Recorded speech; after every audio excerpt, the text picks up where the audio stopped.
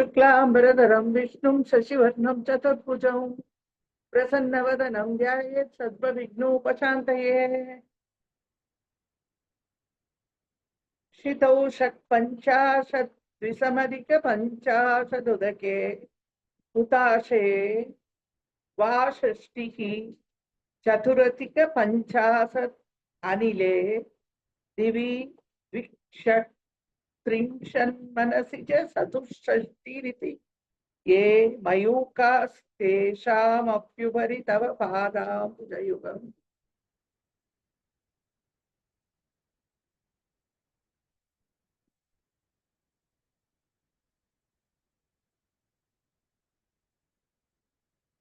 बिन्दु त्रिकोण वसुकोण दशारयुग्म मन्वष्ट्र नागदल संयुत षोडसारम् वृत्तत्रयं च धरणी सदनत्रयं च श्रीचक्रमेव दुदितं परदेवताया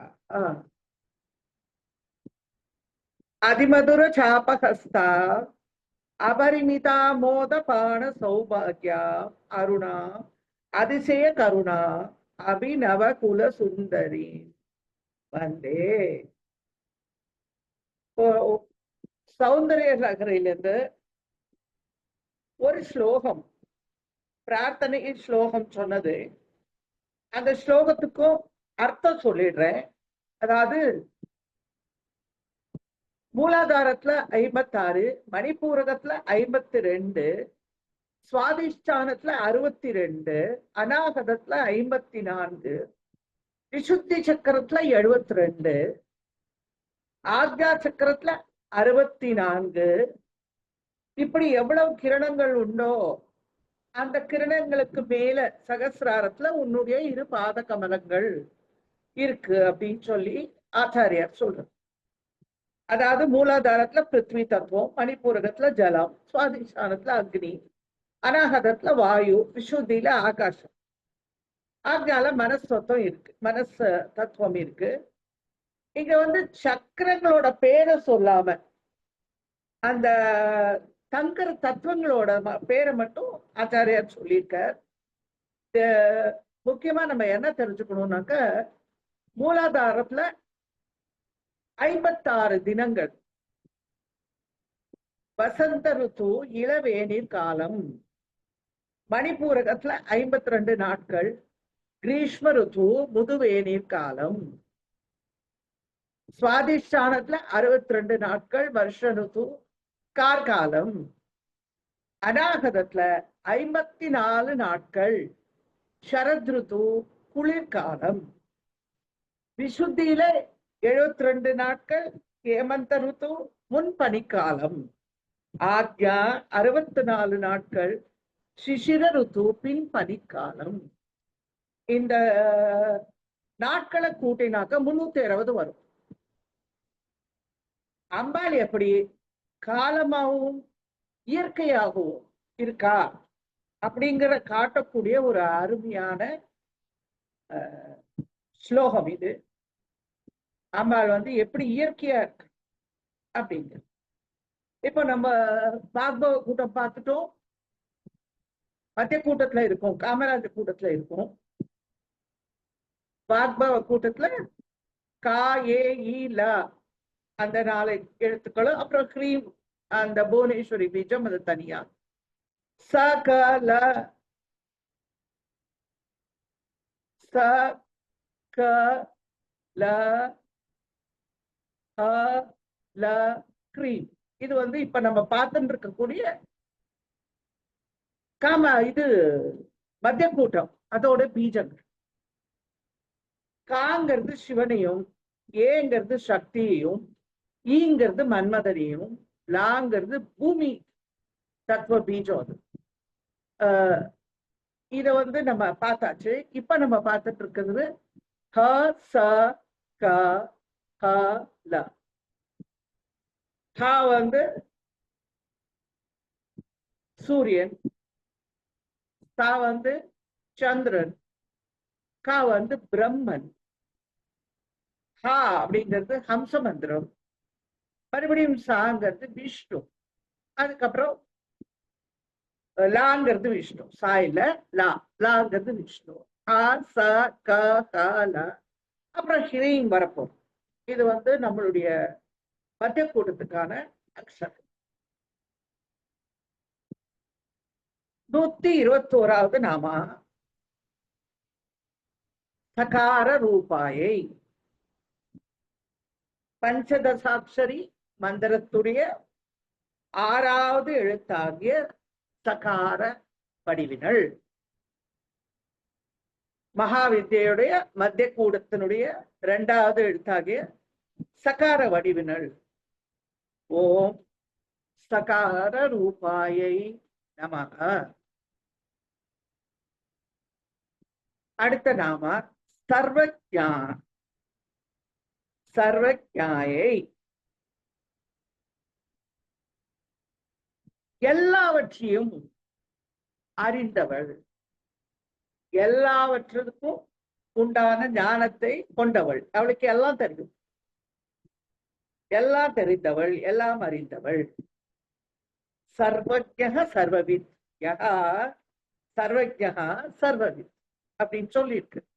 எல்லாம் தெரிஞ்சிருக்கு, அவளுக்கு தெரியாததே கிடையாது, எல்லாவற்றையும் அறிந்தவள். ஏன்னா அவ வந்து ஞானஸ்வரூபி. அவளுக்கு இதுதான் தெரியும் இதுதான் தெரியாதுலாம் கிடையாது. ஞானத்தை உண்டாக்கினவே அவதானே. அதனால அவளுக்கு தெரியாதது எதுவுமே கிடையாது. எல்லாவற்றையும் தெரிந்தவள், எல்லாவற்றையும் அறிந்தவள். நடந்தது, நடப்பது, நடக்க போறது எல்லாம் தெரிந்தவள் அப்படின்னு அர்த்தம். அடுத்த நாம இதை எப்படி சொல்லணும் அப்படின்னு சொன்னாக்க, ஓ சர்வஜாயை நமஹா. குறையாத அழியாத ஞானத்தினால எப்போ எல்லாரையும் அறிந்து கொண்டிருப்பவள் அப்படின்னு அர்த்தம். எல்லாவற்றையும், அவளுக்கு தெரியாதது அப்படின்னு எதுவுமே கிடையாது. அதை விட அவளுக்கு எல்லாம் தெரியும் அப்படின்னு சொல்றதுதான் சரியா. ஓம் சர்வஜாயை நமஹ. அடுத்த நாம ஓம் சர்வேஷ்யை. ஓம் சர்வேஷ்யை, அனைத்தையும் ஆள்பவள். இவ்வளோ அண்ட சராசரங்களையும் படைச்சா மட்டும் போறாது இல்லையா, அதெல்லாம் ஆளணும். அதெல்லாம் ஒழுங்கா இருக்கா, ஒழுங்கா அவளுடைய கர்மங்களை சரியா பண்றாளா, இதெல்லாம் பார்க்கணும் இல்லையா. அதனால அனைத்தையும் ஆள்பவள். யக சர்வேஷு பூதேஷு திஷ்டன் சர்வேபியோ பூதேபியோ அந்தரோ இக சர்வாணி பூதானி ந விதுர் யஸ்ஸ சர்வாணி பூதானி சரீரம் யக சர்வாணி பூதான் யந்திரோ யமயத் ஏஷத ஆத்ம அந்தர்யா அமிர்தா. எல்லாத்துலயும் எல்லாமா இருக்கிறோம், எல்லாத்துலயும் இருக்கிறதுனால அவளுக்கு வந்து எல்லாத்தையும் ஆடுறது ரொம்ப சுலபம். பூத்தவளே அப்படின்னு சொல்றாரு அபிராமி பட்டர். பூன்னு எல்லாத்தையும் பூத்துருவோம், பூன்னு எல்லாத்தையும் பண்ணிடுவோம். நம்ம ஏதாவது ஒரு விஷயம் வந்து சுலபமா பண்ணணும், அப்படி லகுவா பண்ணணும் அப்படின்னா பூ இது என்ன பெரிய விஷயம்னு சொல்றோம்ல, அது மாதிரி எல்லாத்தையும் ஆள்பவன். அவளுக்கு வந்து சிரமம் இல்லாம தன்னுடைய வேலையை அவள் செஞ்சுட்டு இருக்கா. அனைத்தையும் ஆள்பவள். சர்வேஷி, அதாவது எல்லாருக்குள்ளும் இருந்து கொண்டு எல்லாரும் இதை பண்ணும்போது கட்டளை இடுபவள்னு அர்த்தம். எல்லா காரியங்களையும் செய்யும்படி கட்டளை இடுபவள், அனைவரையும் ஆள்பவள் அப்படின்னு இந்த நாமாக்கு அர்த்தம். ஓம் சர்வேஷ்யை நமக. அடுத்த நாம சர்வ மங்களாயை. எல்லாருக்கும் எல்லா மங்களத்தையும் சௌபாகியத்தையும் கொடுக்கக்கூடிய மங்கள வடிவினள் அம்மா. அவள் வந்து சர்வமங்களா அப்படின்னு அவளுக்கு ஒரு பேர். சர்வமங்களா, எல்லாருக்கும் மங்களமா இருப்பவள் அல்லது மங்களத்தை தருபவள். அம்பிகை வந்து திருப்திப்படுத்தி நம்ம வந்து என்னென்ன வேணுமோ அதெல்லாம் வாங்கிக்கணும். அந்த மாதிரி ஒரு மங்கள வடிவா இருப்பவள், எல்லா சௌபாகியங்களையும் எல்லாருக்கும் தருபவள். அதாவது மங்களம்னு சொன்னாக்க சாதாரண பெண்களை குறிக்கும். எல்லா மங்களமான காரியங்களும் பெண்களை குறிக்கும். எல்லாருக்கும் மங்களத்தை கொடுக்கக்கூடிய தேவியும் பெண் தான். அதனால பெண்களையே தேவி ஸ்வரூபம், பரதேவதனுடைய ஸ்வரூபம் அப்படின்னு சொல்றோம். அந்த அப்படிப்பட்ட அந்த மங்களகரமான பெண்களுடைய ரூபத்தில் இருப்பவளும் தேவிதான். சுவாசினி அப்படின்னு அவளுக்கு ஒரு பேர் இருக்கு. சுவாசினிகளால், மங்களகரமான பெண்களால் அவள் பூஜிக்கப்படுபவள். அவளும் சுவாசினி. பதியோடைய சிவபெருமானுடைய கூடி வாழ்பவள், அவரை விட்டு அகலாதவள். அதனால் அவரை விட்டு அகலாம இருக்கிறதுனால, தன்னுடைய பதியை விட்டு அகலாம இருப்பதால சுவாசம் பெற்றவள். சுவாசம் பெற்றவள். அதனால அவள் சுவாசினி. அவள் ரூபமாக இருக்கிற எல்லா பெண்களுமே சுவாசினிகள். சுவாசினி அர்ச்சன பிரீதா அப்படின்னு ஒரு நாம இருக்கு. சுவாசினிகள் செய்யும் அர்ச்சனையில் பிரியம் கொண்டவள் அம்பாள். சுவாசினிகள் அவளை பூஜிக்கும் போது அம்பாள் மிகவும் சந்தோஷம் அடைகிறாள். சர்வமங்கள மாங்கல்யே அப்படின்னு சொல்லி தேவி மகாத்மியத்துல ஒரு ஸ்லோகம் இருக்கு. சர்வமங்கள மாங்கல்யே சிவே சர்வார்த்த சாதிக்கே சரண்யே திரியம்பிகே தேவி நாராயணி நமஸ்துதேன்னு ஒரு ஸ்லோகம் இருக்கு. தேவி மகாத்மியம் படிச்செல்லாம் தெரியும், இல்லைன்னா தேவி மகாத்மியத்துல இருந்து எடுக்கப்பட்டிருக்கு இந்த ஸ்லோகம். அதுல இருந்து தான் சொல்லியிருக்கேன். எல்லாருக்கும் எல்லா விதமான மங்களங்களையும் அடிக்கக்கூடிய அந்த தேவியுடைய பாதார விந்தங்கள்ல சரணாகதி அடைவோம் அப்படின்னு அதுக்கு ஒரு அர்த்தம். அம்பாள் நமக்கு மங்களங்களை கொடுக்கிறார். அப்பேற்பட்ட அந்த மங்களாம்பிகை, நான் ஏற்கனவே உங்களுக்கு மங்களாம்பிகை பத்தி கூட நிறைய சொல்லியிருக்கேன். அந்த மங்களாம்பிகையுடைய சரணார விதங்கள்ல நம்ம வணங்கி அவகிட்ட இருந்து எல்லா மங்களங்களையும் நாம் பெற்றுக்கொள்வோம். ஓம் சர்வ மங்களாயை நமக.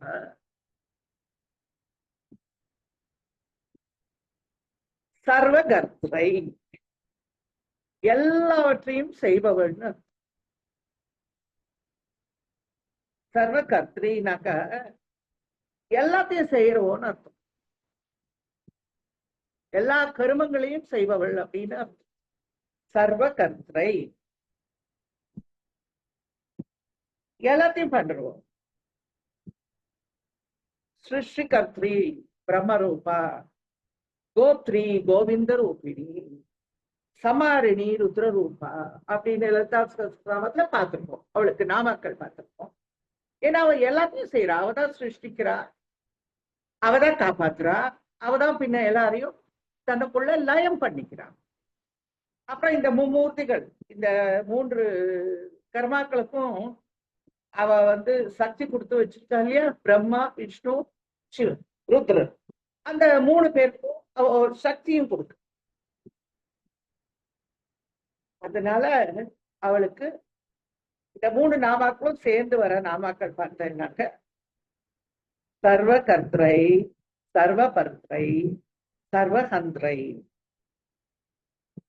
சர்வகர்த்தினாக்க எல்லாவற்றையும் தனது சக்தியின் மூலமாக செய்விப்பவள், தனது மாயா சக்தியின் மூலமாக செய்விப்பவள்.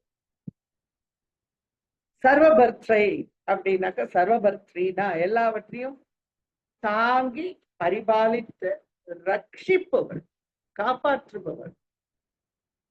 பூத்தவளே பூனம் 14 பூத்த வண்ணம் காத்தவளே சொல்றாங்க இல்லையா? எல்லாரையும் நம்மள எல்லாரையும் சிருஷ்டி பண்ணா போருமா? நம்ம காப்பாத்தணுமே, காப்பாத்த. அதனால அவளுக்கு சர்வ பர்த்ரி அப்படிங்கிற அந்த நாமாவும் இருக்கு. அதுக்கு அடுத்த நாமா சர்வஹந்திரி. சர்வஹந்திரை, எல்லாவற்றையும் சம்ஹரித்து எல்லாவற்றையும் அழிப்பவள். இந்த 3 நாமாக்கள் இருந்தும் நம்ம என்ன தெரிஞ்சுக்கிறோம்னாக்க, தேவி சிருஷ்டி, ஸ்திதி, லயம் ஆகிய கிருத்தியங்களை தேவி தான் செய்யறா அப்படிங்கிறது இந்த 3 நாமால இருந்து நமக்கு தெரியும். ஓம் சர்வகர்த்ரை நமஹ, ஓம் சர்வபத்ரை நமஹ, ஓம் சர்வஹந்த்ரை நமஹ.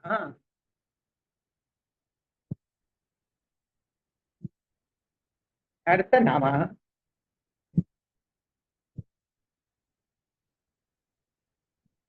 சனாதன்யை நமஹ. சனாதன்யை, சனாதன்யை அப்படின்னாக்கா என்றும் உள்ளவள்னு அர்த்தம். அஜோ நித்யா சாஸ்வதோ அயம் புராணஹ அப்படின்னு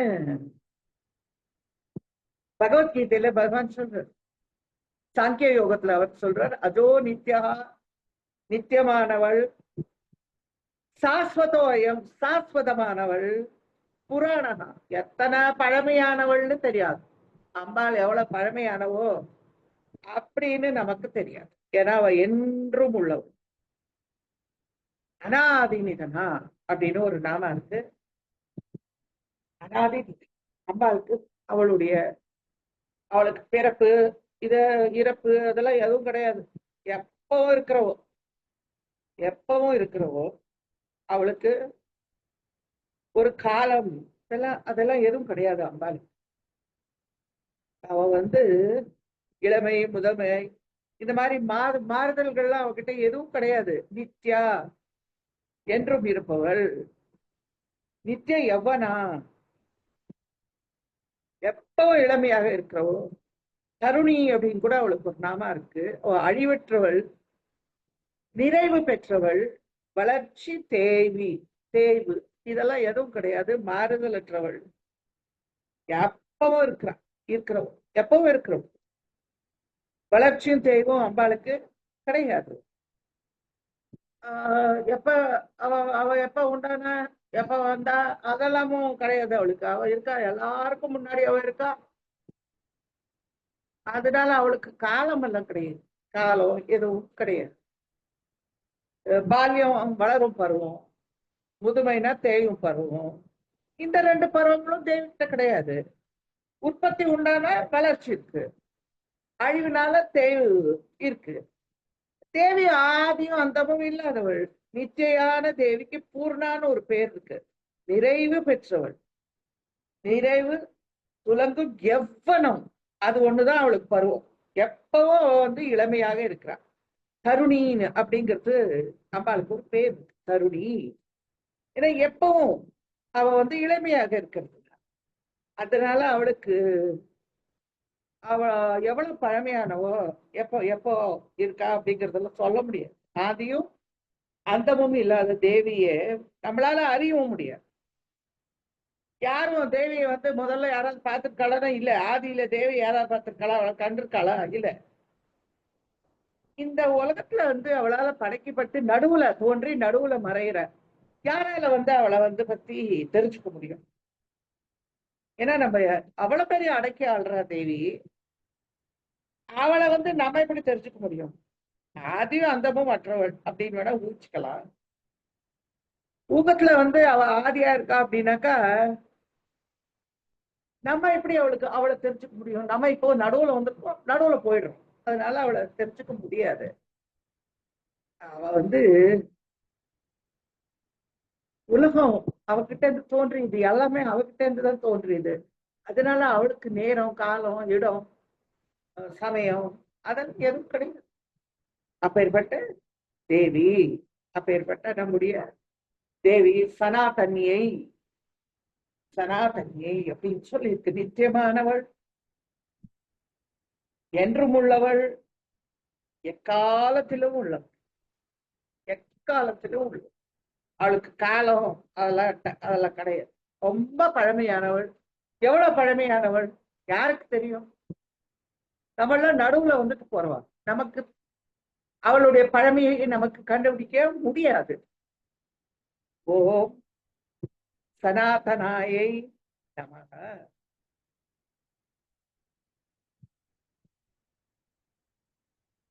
தேவி வந்து அவளுக்கு பிறப்பு, வளர்ச்சி, தேய்வு எதுவும் கிடையாது.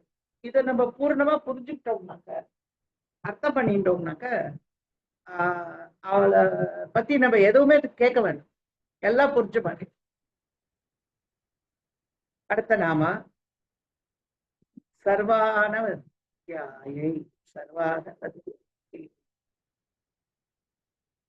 எந்த விதமான குறைபாடும் இல்லாதவள். நம்ம எந்த குறையும் இல்லாதவள். அனவத்தியா எல்லாராலும், சர்வானவத்தியான எல்லாராலும் வணங்கப்படுபவள் அப்படின்னு சொல்லி எந்த குறையும் இல்லை. அனவத்தியனா நம்ம எல்லாம் இருக்கோம், அழிஞ்சு போட்டு. சச்சித் ஆனந்த பரபிரம்ம ஸ்வரூபமான நம்முடைய அம்பிகை எப்போதும் அழியாதவள், அவள் பழமையானவள், எல்லாராலும் வணங்கப்படுபவள். அனவத்தியாகின்னு அம்பாளுக்கு ஒரு நாம இருக்கு. குறை கூற முடியாத உருவ அமைப்பை உடையவள், நிலை அழகு உடையவள். அம்மாளோட அழகு என்னன்னா குறைவற்ற ஆனந்தம் தரக்கூடிய அழகை உடையவள். குறைவற்ற அழகுன்னா என்ன? ஆனந்தம் தரக்கூடியது. அவளுடைய தரிசனம் இங்க லலிதாம்பிகை பக்கத்துல இருக்கா பாருங்க. அவளை பார்க்க நமக்கு ஆனந்தம், சந்தோஷம், கண்கள்ல பாஷ்பம், கண்ணீர் பெருகும் அவளை பார்த்துட்டே இருந்தோம்னாக்க. அது போன்ற ஒரு நிறைவான அழகை, ரொம்ப நிறைவான அழகை உடையவள். சர்வ அனவத்தியாயை எல்லா விதமான அங்க அழகும், எந்த குறைபாடும் இல்லாதவள். சர்வ அனவத்தியாய எந்த விதமான குறைபாடு, அவளுக்கு குறைபாடே அவளுடைய அழகுல, அவளுடைய சௌந்தரியத்துல குறைபாடு எதுவுமே கிடையாது. நமக்கு தெரியும், எல்லாரும் அவளை வர்ணிக்கும் போது எந்த குறைபாடும் இல்லாம தான் அவளை வர்ணிக்கும். எல்லாரும் நம்முடைய பெரிய பெரிய ஆச்சாரியர்களாகவும் எல்லாரும் அம்பாள் எந்த குறையும் இல்லாத அழகு உடையவள் அப்படின்னு சொல்லிதான் அவளை குறை கூற முடியாத உருவ அமைப்பை உடையவள், குறைவற்ற அழகை உடையவள். அதாவது உடல் உருவ அமைப்புல குறை இல்லாத நிறைநிலை உடையவள். எல்லாத்தையும் அவளுக்கு நிறைநிலை. இந்த அழகுல கூட, உடல் அழகுல கூட நிறைநிலை உடையவள். அவ பாதாதிகேசம் வர்ணிக்கிறோம், கேசாதிபாதம் வர்ணிக்கிறோம், வர்ணிச்சு அதை பத்தி படிச்சு பார்த்து கேட்டு ரசிக்கிறோமே தவிர அதுல நம்மளால எந்த குறையும் கண்டுபிடிக்கிறதுக்கு இல்ல, எதுவுமே இல்லை. அந்த மாதிரி ஒரு அழகான நாமா இது. சர்வ அனவத்தியாயி எல்லா அங்க அழகும் சேர்ந்தவள், நிறைந்தவள். மகாலாவண்ய சேவத்தின்னு சொல்றோம், தருணின்னு சொல்றோம். எவ்வனத்தோட கூடிய பெண் தருணின்னா அவளை சோபனான்னு சொல்றோம். அழகான பேர்களால அவளை நம்ம அவளோட அழகுக்கு அழகு சேர்க்கிறோம். அழகான நாமாக்களால அம்பாளுக்கு அழகு சேர்க்கிறோம். அம்பாள் ஓம் சர்வானவத்தியாயை நமஹா. அடுத்த நாம சர்வாங்க சுந்தரியை, எல்லா அங்க அழகும் நிறைந்தவள். சர்வாங்க சுந்தரி எந்த அழகு அப்படிங்கிறதுக்கு உதாரணமே அம்பாள் தான். அம்பாளோட அழகுக்கு ஏதாவது உண்மை சொல்லலாம்னாக்கா அம்பாளோட அழகுதான், அப்படித்தான் சொல்லணும். ராமராவண யுத்தத்துக்கு ஏதாவது சொல்ல முடியுமா? அதே மாதிரி உதாரணம் அப்படின்னாக்கா ராவண யுத்தம் எப்படி நடந்ததுன்னா ராவண யுத்தம் மாதிரிதான் நடந்ததுன்னு தான் சொல்ல முடியும், வேற ஒன்றும் சொல்ல முடியும். அதே மாதிரி அம்பாளுடைய அழகு, அவளுடைய சௌந்தர்யம், அவளுக்கு சௌந்தர்ய நாயகின்னு பேரு, அழகம்மைன்னு பேரு.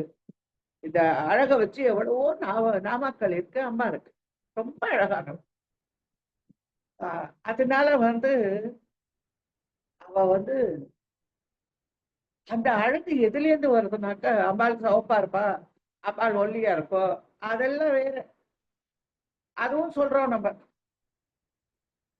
அதெல்லாமும் சொல்றோம். வஞ்சி மருங்குல்னு சொல்றாரு, இடை வந்து ரொம்ப சிறுத்து இருக்குன்னு சொல்றாரு நம்முடைய பட்டர். அதெல்லாம் இருக்கு.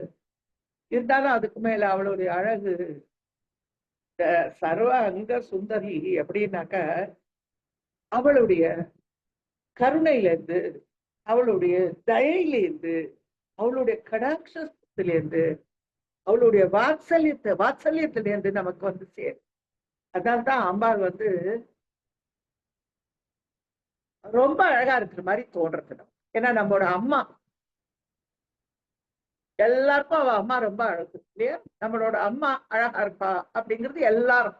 இப்ப ஜெகத்துக்கே ஜனனி இல்லையா? அவளோட அழகை எப்பேற்பட்ட அழகா இருக்கும். நம்ம எல்லாரும் அவளை என்ன சொல்லுவோம்? ரொம்ப அழகா இருக்கா அம்மா, நம்மளுடைய அம்மா சர்வாங்க சுந்தரி. அப்படி சர்வாங்க சுந்தரினே ஒரு அம்பாள் இருக்காங்க. கருவிலி அப்படிங்கிற ஊர்ல இருக்கிற அம்பாளுக்கு பேரு சர்வாங்க சுந்தரி. அந்த பேரு அதே மாதிரி நிறைய சுந்தரி, நிறைய திருப்புர சுந்தரின்னு சொல்றோம். அவளுக்கு எத்தனையோ சுந்தரின்னு, பாலா சுந்தரின்னு ஒரு பேர் இருக்கு அவளுக்கு. குங்கும சுந்தரின்னு ஒரு ஒரு இதுல உமையாள்புரத்துல அம்பாளோட பேரு குங்கும சுந்தரி.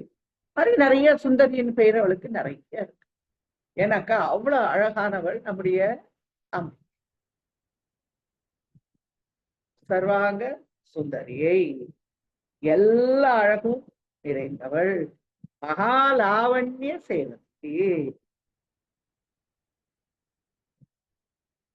எவ்வளவு அழகு அப்படிங்கிறது வந்து சொல்ல முடியாது. எவ்வளவு அழகுங்கிறத நம்மளால வர்ணிக்க முடியாது. இன்னொன்னு என்ன சொல்லணும்னாக்க, தத்துவ ரீதியா நம்ம எல்லாரோட சரீரத்திலையும் மிகவும் அன்போடு சுந்தரம் என்னும் ஆனந்த ஸ்வரூப ஆத்மாவாக இருப்பவள் அம்பிகை நமக்குள்ள இருக்கா. நமக்கு ஆனந்தத்தை கொடுக்கக்கூடிய அந்த தேவி நம்முடைய ஆத்மால இருக்கா. அவளை நம்ம பார்த்தோம்னாக்கா நம்முடைய சந்தோஷம் நமக்கு ரொம்ப சந்தோஷம் கொடுக்குறாங்க, ஆனந்தத்தை கொடுக்கணும். அப்பேற்பட்ட அந்த தேவிக்கு நம்ம அவளுடைய அந்த ரூப லாவண்யத்தையும் சந்தோஷமா பார்ப்போம், அவளுடைய கருணா கடாட்சத்தையும் நம்ம சந்தோஷமா தரிசனம் பண்ணி. ஓம் சர்வாங்க சுந்தரியை நமக.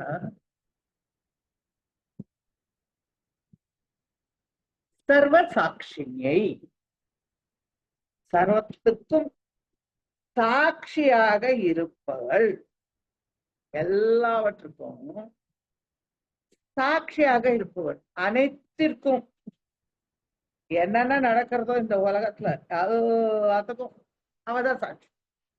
எல்லாராலும் செய்யப்படும் காரியங்கள், நம்ம பண்ணக்கூடிய கர்மங்களை எந்த பற்றும் இல்லாம, விருப்பு வெறுப்பு இல்லாம தூரத்துல இருந்து பார்த்துட்டு இருக்கோம், பக்கத்துல இல்ல. நம்ம அதுக்கு அவளுக்கும் இந்த நம்ம பண்ற கர்மாக்களுக்கும் சம்மதம் கிடையாது. பற்றில்லாமல், எந்த விருப்பு வெறுப்பும் இல்லாமல் சாட்சி மாத்திரமாக பார்த்து கொண்டிருப்பவள். நான் உங்களுக்கு ஏற்கனவே சொல்லியிருக்கேன், சாட்சி அப்படின்னாக்க யாருனாக்க ஒரு விஷயத்துல எந்த பற்றும் இல்லாம அதுக்கு வெளியே இருந்து பார்க்கிறோம், அதுதான் சாட்சி. தேவி இந்த உலகத்தை பார்க்கிறா, இந்த உலகத்தை தன்னுடைய வடிவமாக பார்க்க. அவ இந்த உலகமாகவும் இருக்கா, இந்த உலகத்துக்கு அப்பாற்பட்டவளாகவும் இருக்கா. அவ வந்து வெளியே நின்று பாக்குறதுனால இந்த உலகத்துல நம்ம பண்ணக்கூடிய காரியங்களால ஏற்படக்கூடிய சுக துக்கம் ஆகிய விஷயங்களால பாதிக்கப்படாமல இருக்கா. அதால பாதிக்கப்படாம, ஆனா அவளால அதை உணர முடியும், அவளால உணர முடியும். இந்த உலகத்தோட சுக துக்கங்கள் எதுவுமே அம்மாளை பாதிக்கிறது இல்லை, அவளுக்கு எந்த பாதிப்பையும் விளைவிக்காது. எது நடந்ததோ அதை வந்து பின் விளைவுகளால பாதிப்பு ஏதோ ஏற்படாம பாக்குறவாள் தான் நம்ம சாட்சின்னு சொல்றோம். இந்த உலகத்துல நல்ல உலகத்தை முழுக்க நல்லா அவளுக்கு தெரியும். அந்த உலகத்துல ஏற்படக்கூடிய எல்லா கர்மாக்களுக்கும் காரியங்களுக்கும் அப்பால் நின்று அவ பார்க்க. ஆனா ஒரே ஒரு விஷயம் என்னன்னா, விருப்பு வெறுப்பு இல்லாம அவன் நம்மளுக்கு உதவி பண்ண.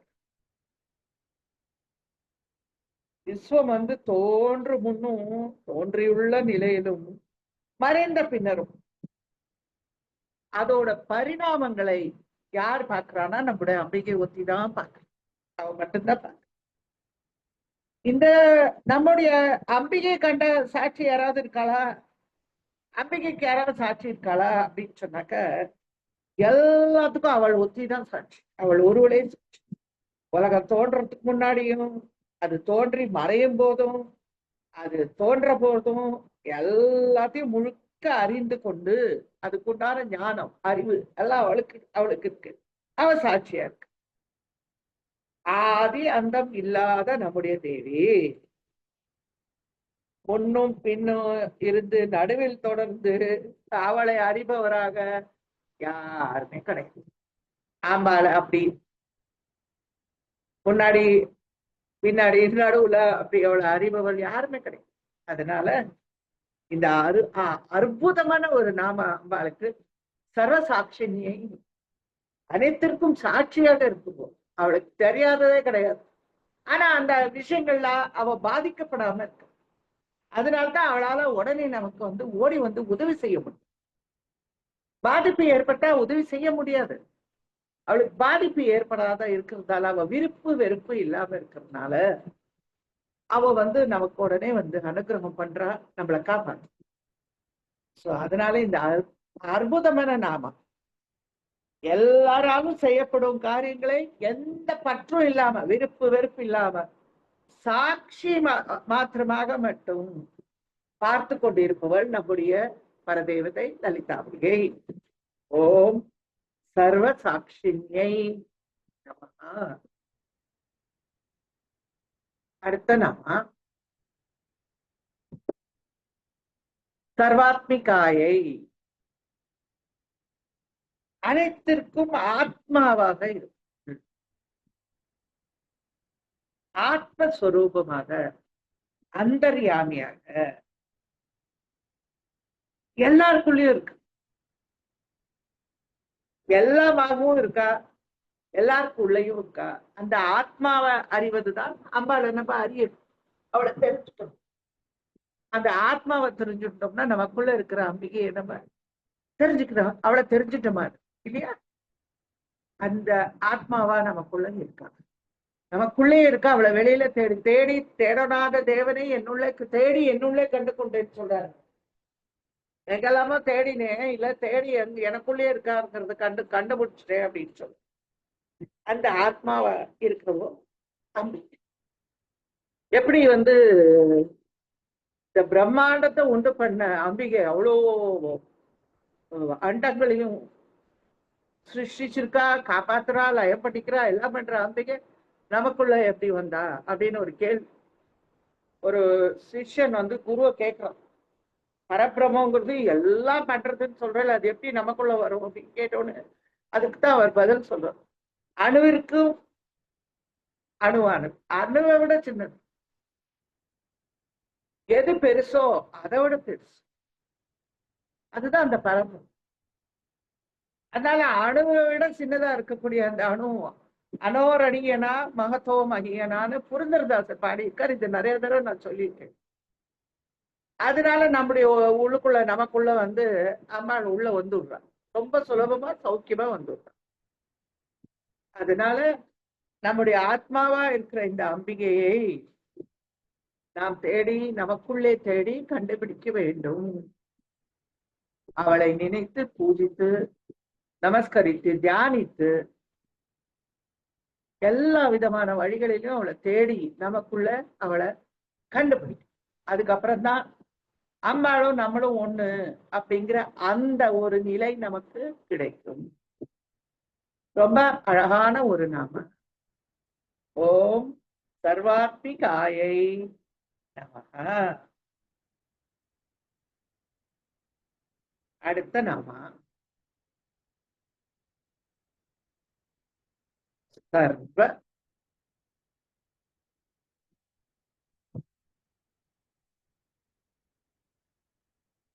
சௌக்கியதாத்தை, எல்லா இன்பங்களையும் அளிப்பவள், எல்லா சுகங்களையும் அளிப்பவள், எல்லா சௌக்கியங்களையும் அளிப்பவள். தாத்ரினாக்கா யாருனாக்கா நம்ம காப்பாத்துறவோம், நமக்கு சாப்பாடு கொடுக்குறவோம். அந்த அம்பிகை நம்முடைய தாய், அவ நமக்கு எல்லா சுகங்களையும் கொடுக்குற. போகங்கள்னு சொல்றோம், இந்த உலகத்துல எத்தனையோ இன்பங்கள் சுகங்கள் இருக்கு, அதெல்லாம் நமக்கு அவ கொடுக்குற. இதுவே என்றோ உலக அனைத்திற்கும் ஆனந்தம் அளிப்பது அப்படின்னு சொல்றோம். இதுதான் உலகத்துக்கு ஆனந்தம் கொடுக்கும். நம்ம ஆனந்தமாய் அறிவாய் நிறைந்த அமுதமாய், பட்டர் சொல்லியிருக்கார், இந்த ஞாபகம் வச்சுக்கணும். நமக்கு ஆனந்தமாய் அறிவாய் நிறைந்த அமுதமாய், அந்த அமுதம் அவ எடுக்கெடுக்க புரியாத ஆனந்தத்தை கொடுக்கக்கூடிய நம்முடைய அம்பிகை நமக்கு எல்லா விதமான நல்ல விஷயங்களையும் நமக்கு அவர் கொடுக்கிறார். எல்லா விதமான சுகங்களையும் கொடுக்கிறார். சுகம்னாக்கா அதுக்கு 3 விஷயம் இருக்கு. பிரியம், மோதம், பிரமோதம், ஆனந்தம் அப்படின்னு இருக்கு.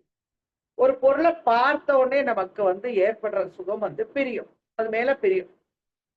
அந்த பொருள் நமக்கு கையில கிடைச்சதும் அது உண்டான சுகத்துக்கு பேரு மோதம்னு பேரு. அத அனுபவிக்கும் போது ஏற்படுற சுகத்துக்கு பேரு பிரமோதம். இந்த 3ஐயும் அனுபவிக்கிறது தான் ஆனந்தம்.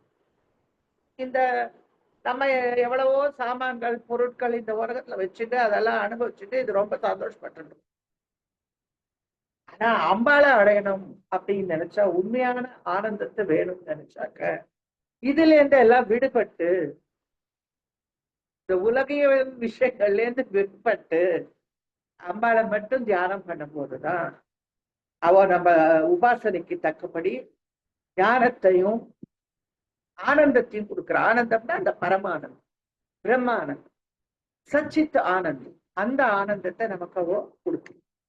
எல்லாருக்கும் சுகத்தை கொடுக்குறா அப்படிங்கிறது ஒரு அர்த்தம். இன்னொரு அர்த்தம், உண்மையாக அவளை தேடி கண்டுபிடிச்சோம்னாக்க நமக்கு ஆனந்தமாய் அறிவாய் நிறைந்த அமுதமாய் அது அந்த சுகங்களை நமக்கு கொடுக்க ஆரம்பிச்சிடுவோம் அப்படிங்கிறது இந்த நாமாவுடைய அர்த்தம்.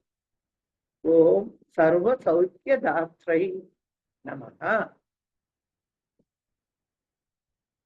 அடுத்த நாம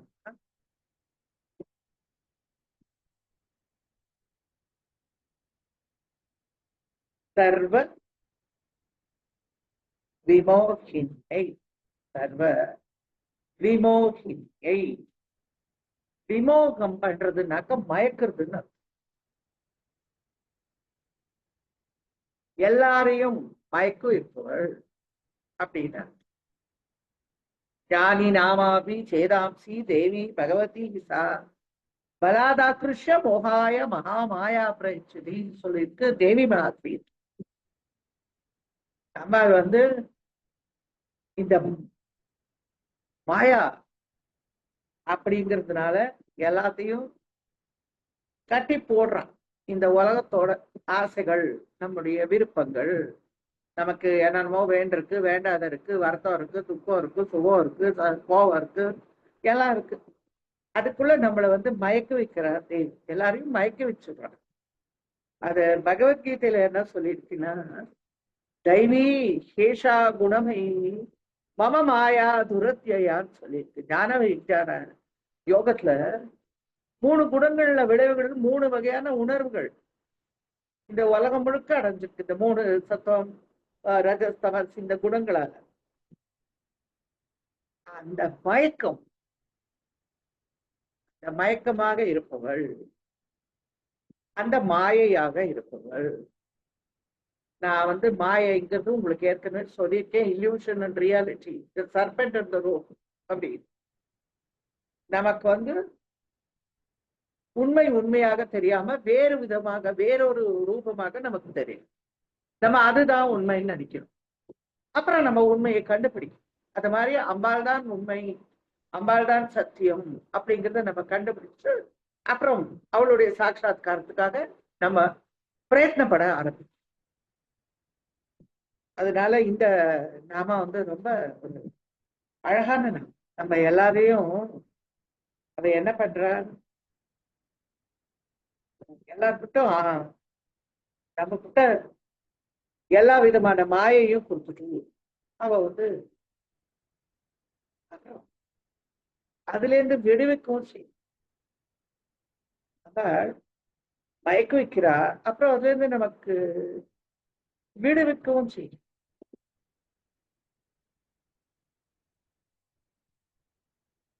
சர்வ விமோகினியை,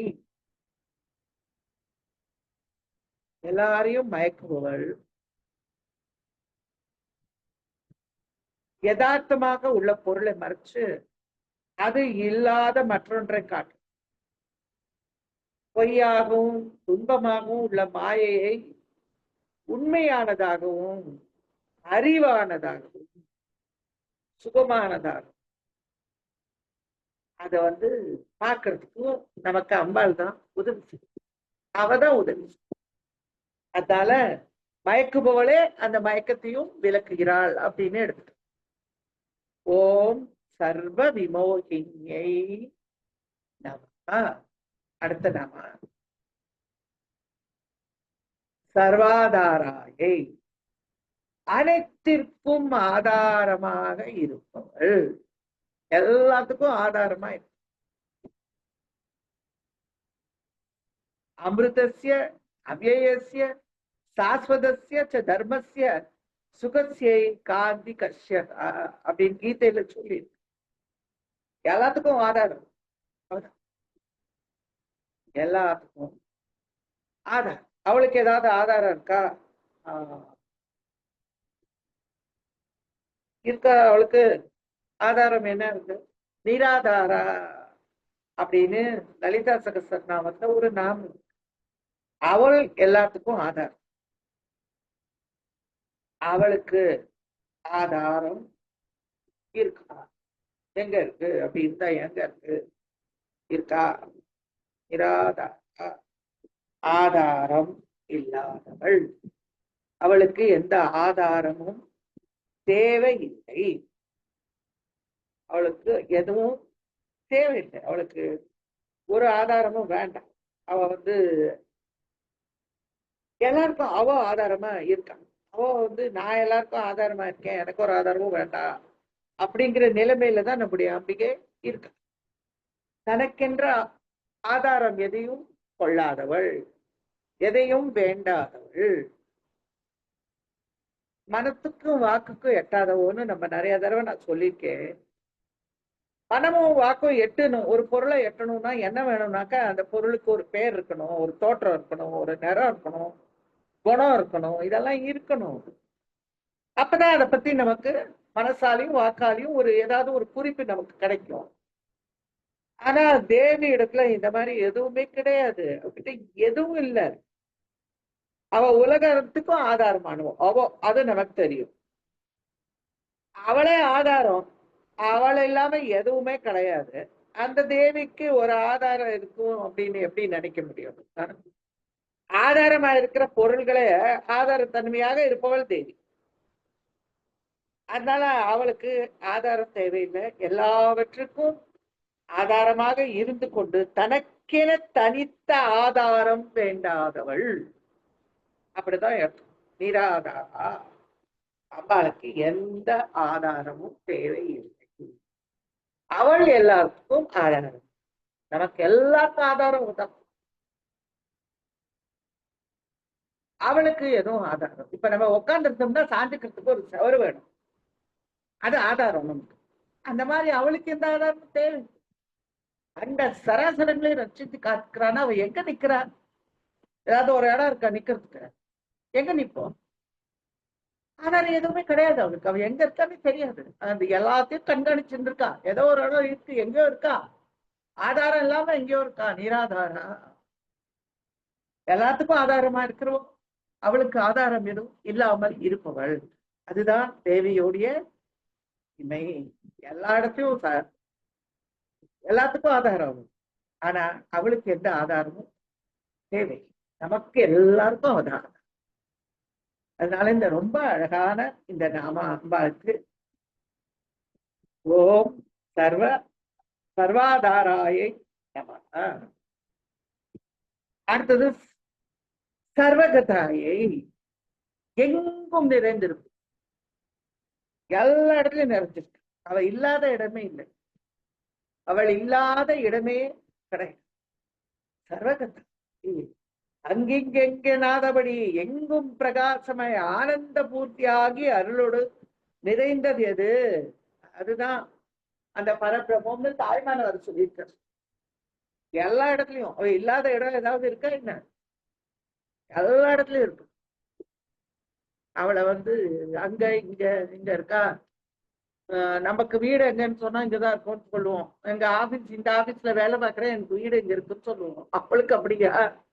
அங்கெங்கின்னாதபடி எல்லா இடத்துலயும் நிறைந்திருப்பவள். அதனால்தான் அவளை நிறைந்தவள்னு சொல்லுவோம். எல்லாத்துலயும் நிறைந்தவள், நிறைந்திருப்பவள். ரொம்ப அம்பாளுக்கு அழகான நாமாக்களை இந்த திருஷதில நம்ம பார்க்க.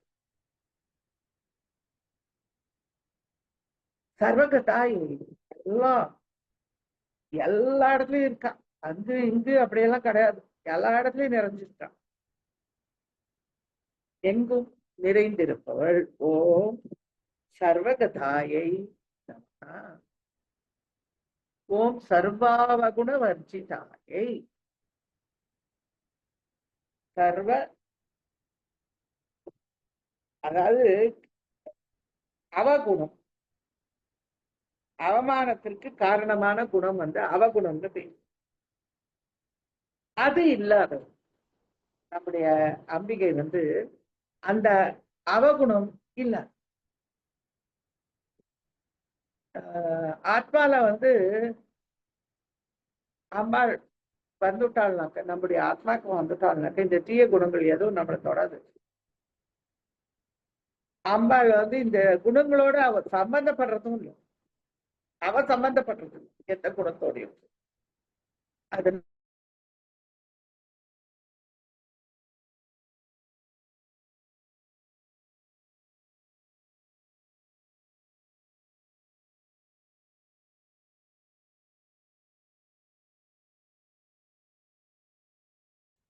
அப்படி சத்துவ ரஜஸ் தமஸ் இந்த இடி குணங்களோட ஒட்டாது. சத்துவம் ரஜஸ் தம இதி குணா பிரகிருதி சம்பவா நிபந்தந்தி மகாபாகோ தேகே தேகினம் அவ்யயம். அழிவற்றதான நம்ம ஆத்மாவை என்ன பண்றதுனாக்க இந்த உடல்ல கட்டுறது எதுனாக்க இந்த 3 குணங்கள், அதோட விளைவுகளான உணர்வுகள் எல்லாம் நமக்கு ஒரு மயக்கத்தை உண்டு பண்ணி இந்த உலகத்தோட நம்ம கட்டிட்டு இருக்கு. அது அதை அழிச்சு நமக்கு சீரான ஆனந்தத்தை கொடுக்கக்கூடியவள் நம்முடைய இந்த இடி குணங்கள். இது இல்லாத அவன் மாத்திரம் அர்த்தம் இல்ல, இந்த இடி குணங்களை நம்மிடமிருந்து எடுத்து பொசுக்கி நல்ல குணங்களை நிரப்புவதில் அம்பிகைக்கு நிகர் அம்பிகையே. சர்வாவகுண வர்ஜிதாயை. ஓம் சர்வா அவகுண வர்ஜிதாயை. அடுத்த நாம சர்வாருணாயை. எல்லா சிவப்பு உதிக்கின்ற செங்கதை உச்சி திலகம் உணர்வுடையோர் மதிக்கின்ற மாணிக்கம் மாதுளம்பது மலர்கமலை துதிக்கின்ற வெண்கொடி வெண்கொடி குங்குமத்தோயம் என்ன எல்லா சிவப்பு சொல்லிட்டாரு. உதிக்கின்ற செங்கதிர், உதிக்கின்ற செங்கதிர் அப்பதான் உதிக்கிறது. அருணன், அருணன் சூரியனோட சாரதி. அருணன் வந்தா பின்னாடி சூரியன் வந்துடும். அந்த அருணன் வரும்போது எவ்வளவு ஒரு மனோகரமான சிவப்பு நிறம், கண்ணுக்கு குளுமையா குளிர்ச்சியா மனசை சந்தோஷப்படுத்தக்கூடிய அந்த சிவப்பு நீர். அது மாணிக்கம். மாணிக்கம் எப்பவும் ஒளி வீசக்கூடிய ஒரு அழகான சிவப்பு கல். அந்த நீர் அவளுடைய கிரீடம் மாணிக்க பரல்களால ஆனது. அவளுடைய ஆபரணங்கள் எல்லாம் மாணிக்கத்தால ஆனது. ஏன்னா அவளுக்கு சிவப்புனா ரொம்ப பிடிக்கும். அவ கட்டி இருக்கிற பட்டு புடவை சிவப்பு நிறம். அவளுக்கு எல்லாமே சிவப்பு. அதனால இந்த அழகான நாம சர்வாருணாயை.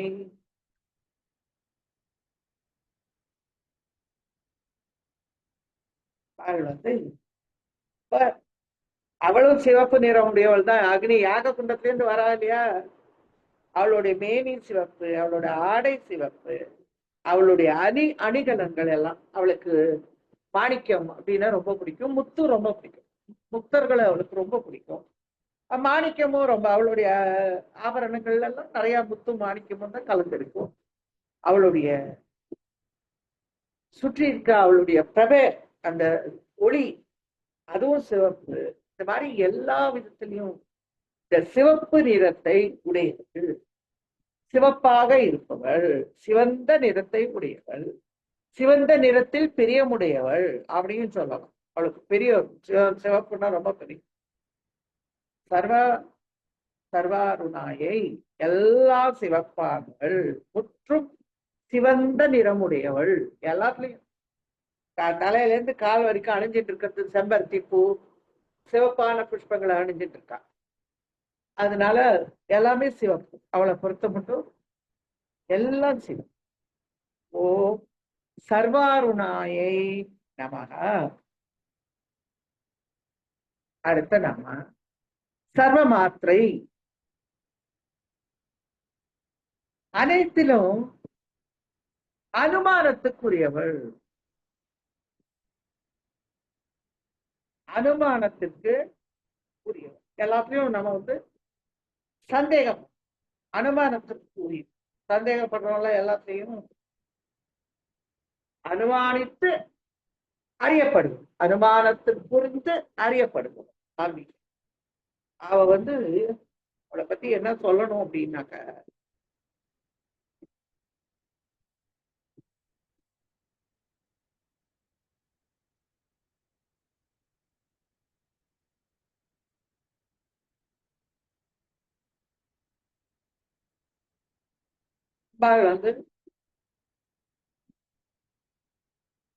நம்ம அனுமானிச்சு இப்படிதான் இருக்கோம், அப்படிதான் இருக்கும் அப்படின்னு எல்லாம் நினைச்சு அவளை பார்க்கணும்.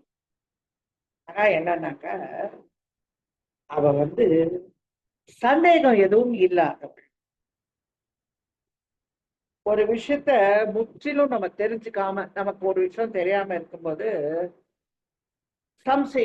சம்சயம்னா சந்தேகம் அது வரும். அம்பாள் பராசக்தி, அவளுக்கு எல்லாரோட உள்ளத்திலையும் நம்ம எல்லாரோட உள்ளத்திலையும் இருக்காள். நமக்கு மனசாட்சியா அவதானே இருக்கா. அவளுக்கு எந்த ஜீவன் எந்த காரியத்தை எப்படி பண்ணிட்டு இருக்கான், எந்த நோக்கில பண்ணுக்கிறான் அப்படிங்கிறது அவளுக்கு சந்தேகப்பட வேண்டிய அவசியம் இல்லை. அவளுக்கு எல்லாம் தெரியும், எல்லாம் தெரியும். அதனால சந்தேகப்பட வேண்டிய அவசியம் அவளுக்கு இல்லை. ஜீவகோடிகள் அனைத்தோட அமைப்பையும் அவளுக்கு தெரியும். நமக்கே சில சமயம் நம்முடைய மனநிலை என்னங்கிறது தெரியறது இல்லை. நம்முடைய செயலைய தீர்மானத்தை அதெல்லாம் வச்சு குழம்பின்னு உட்காந்துருக்கும். ஆனா அப்படிப்பட்டவர்கள் அவ மனசுல என்ன இருக்கு, அவ ஏன் அப்படி குழம்பி போறா, அது எல்லாத்தையும் சந்தேகமே இல்லாமல் தெரிந்து கொண்டிருப்பவள் நம்முடைய அம்பிகை. இன்னொன்னு என்னன்னா, சம்சயத்தை அகற்றுபவள்னு சொல்லலாம். சந்தேகத்தை அகற்றுபவள்.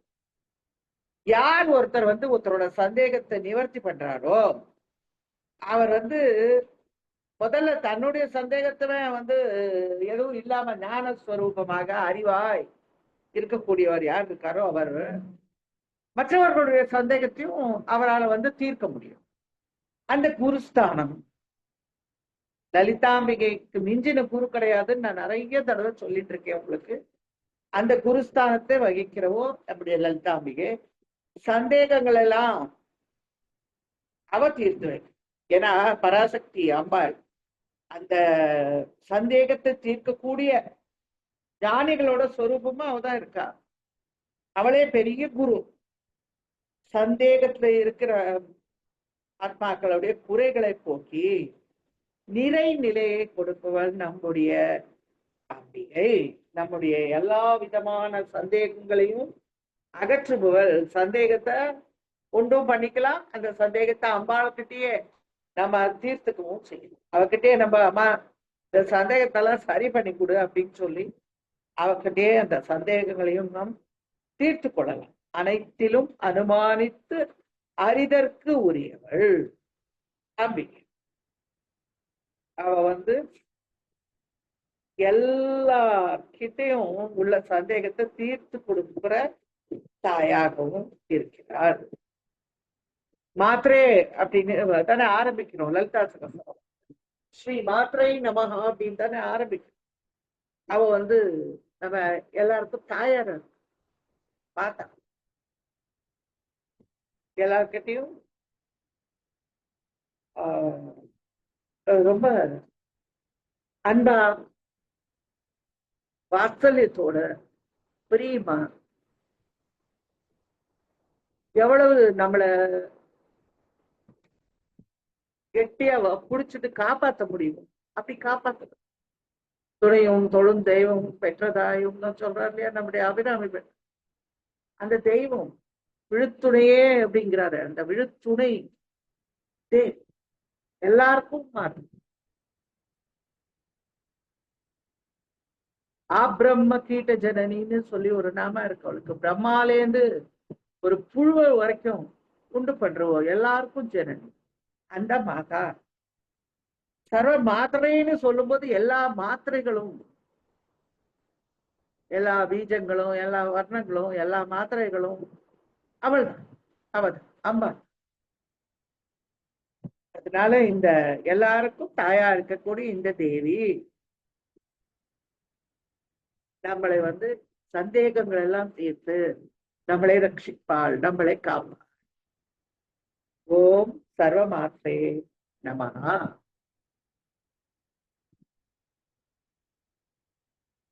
சர்வா பூஷண பூஷிதாயை, எல்லா பூஷணங்களாலும் அலங்கரிக்க பெற்றவள். சர்வாத்ம ஸ்வரூபிணி. அதனால எல்லா விதமான நம்ம அணிஞ்சுக்கிற ஆணிகள் எல்லாம் கூட அவளுடைய திருமேனியில அலங்கரிக்கிறதுன்னு சொல்லலாம். ஏன்னா நம்ம எல்லாருக்குள்ளயும் அவ இருக்காளே. அதனால அவ்வளவு ஆபரணங்களுக்கும் சொந்தமாக அவ நித்திய அழியாத யவ்வனம் உள்ளவள், ஆதியந்தம் இல்லாதவள், பரிபூர்ணமானவள், எங்கும் நிறைந்தவள். அப்பேற்பட்ட அம்பிகைக்கு எல்லா விதமான ஆபரணங்களும் எல்லா விதமான அணிகலன்களும் அந்த குறை காண முடியாத அழகான அந்த உருவத்துக்கு எல்லா ஆபரணங்களும் அழகா அதிகப்படுத்தும். அப்படி கூட சொல்ல முடியாது. அவளால ஆபரணங்களுக்கு அழகா அப்படிதான் சொல்லணும். அம்பாள் போட்டுக்கிறதால அந்த ஆபரணங்களுக்கு அழகு. மணியே மணியின் ஒளியே அப்படின்னு சொல்றாரு. அணியும் அணிக்கு அழகேன்னு சொல்றாரு. அணித்துக் கொள்ளுகிற அணிகலன்களுக்கு அழகை கொடுப்பவள், அழகை கூட்டுபவள். அம்பாள் அணிஞ்சுக்கிறானா அந்த ஆபரணங்களுக்கெல்லாம் அழகு ரொம்ப அதிகமாயிடும். அவளுடைய சூடாமணி முதல்ல இருந்து பாதா ஆங்கூல்யம் வரைக்கும் எல்லா ஆபரணம், தலையில வச்சிருக்கிற அந்த கிரீடத்துல இருந்து எல்லா ஆபரணமும் எதனால அழகா இருக்கு அப்படின்னு சொன்னாக்க அம்பாள். ஏன்னா அவ சகஸ்ரரதி சௌந்தர்யே சரீராயை நமோ நமகான்னு ஒரு நாம இருக்கு. சகஸ்ரரதி சௌந்தர்யமா அவளுக்கு. ஆபரணாதி பூஷிதானி அப்படின்னு யா ஆபரணாதி பூஷிதாயினி யாரு ஆபரணங்களால் அலங்கரித்துக் கொள்கிறாரோ அல்லது அலங்கரிக்கப்படுகிறாளோ அந்த தேவி. அந்த நம்ம என்னென்ன ஆபரணங்களை அவளுக்கு அணிவிக்கிறோமோ அந்த ஆபரணங்கள்லாம் அவளுக்கு அவளுடைய அழகுக்கு முன்னாடி அந்த ஆபரணங்கள்லாம் ஒண்ணும் இல்லை. அந்த ஆபரணங்களுக்கு தேவி அழகு சேர்க்கிறா. எல்லா விதமான அலங்காரங்கள் அவளுக்கு செய்து பார்க்கும்போது அம்பிகை வந்து நான் சொன்ன மாதிரி சகசிரரதி சௌந்தரிய சரீரன்ய மகாலாவண்ய சேவத்திக்கு அவளுடைய அழகுக்கு ஈடு என சொல்ல முடியாது. அப்பேற்பட்ட அந்த தேவியை சர்வாபரண ஓம் சர்வபூஷண பூஷிதாயை நமகா அப்படிங்கிற இந்த நாமாவை சொல்லி இன்னைக்கு நம்ம இந்த வகுப்பை முடிச்சுக்கிறோம்.